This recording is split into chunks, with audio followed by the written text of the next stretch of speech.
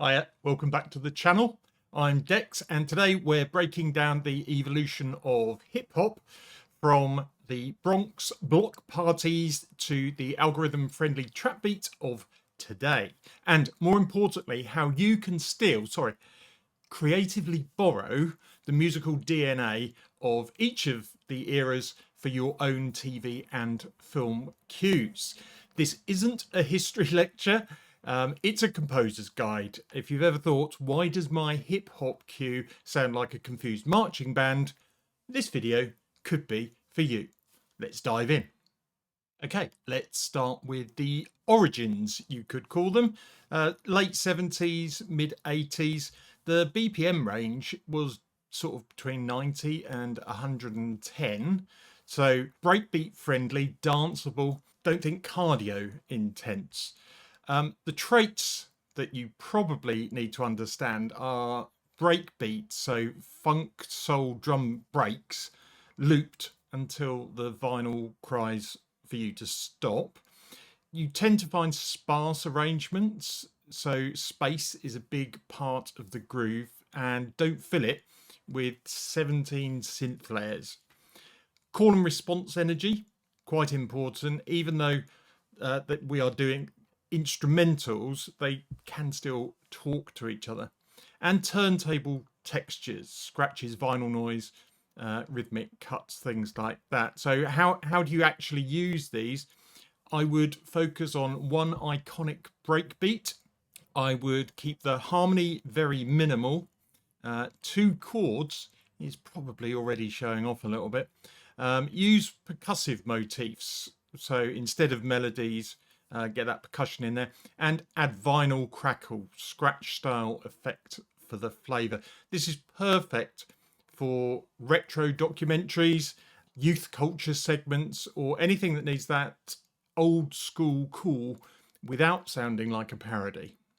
Then we've got what some people refer to as the golden age of hip hop from late 80s to mid 90s.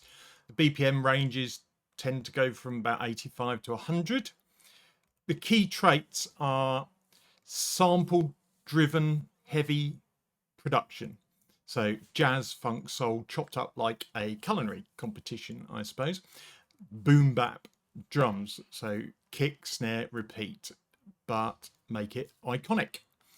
Complex rhythms. So syncopation is really key here. And lyrical intensity. Even if the instruments feel like they are telling you off. So how can you use this? I would start with drums first, so everything else is decoration around it.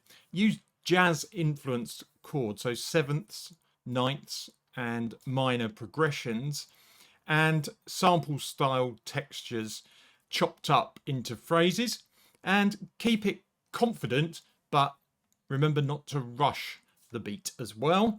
This is great for crime dramas, street level tension, and character driven urban storytelling, I would say. Then we come to what you could call the commercial era, so late 90s to 2000s. BPM ranges 95 to 120, so we're going up a little bit here. So this is thinking club ready, cinematic friendly. The key traits to look out for, you tend to have big productions, clean sounding, everything suddenly sounds expensive. Orchestral elements start to sneak in, like strings, brass, choirs, the whole epic starter pack, if you like. You've got 808s dominating everything, the sub kicks that shake your soul. We've got synth hooks that carry simple, catchy motifs. How would you use it? Well, combine orchestral hits with your modern drums. Use wide synth leads for identity. Layer 808s with subtle distortion for clarity. Keep arrangements tight and punchy. This is the sort of music that is perfect for sports promos, competition shows, high energy transitions, things like that. So that brings us up to modern hip hop, so from 2010s up to what is going on today.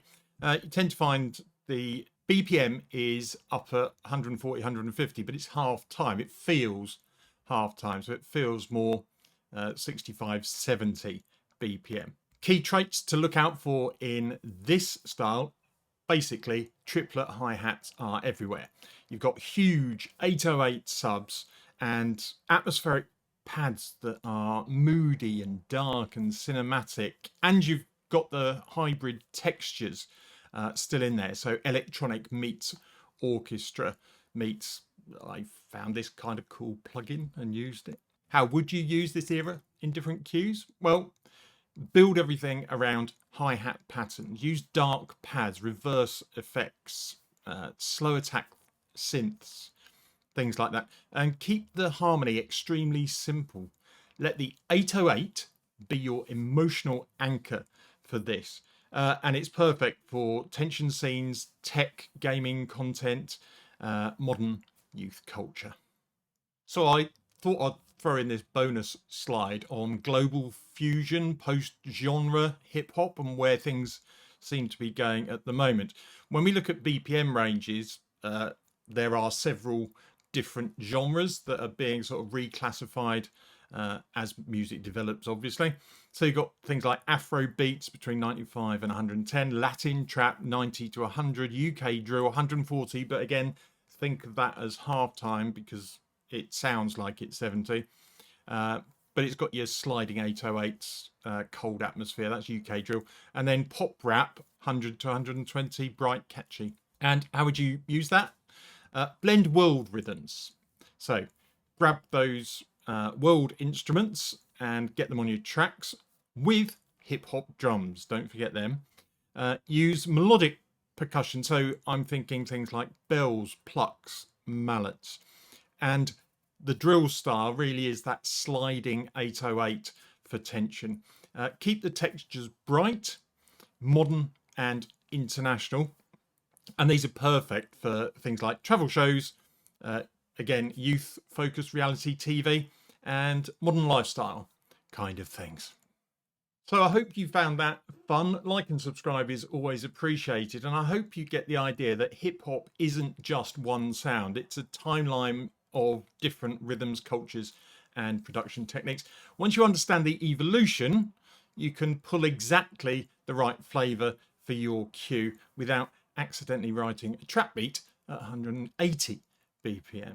If you want me to break down any subgenres, boom bap, trill, G-funk, whatever, just tell me.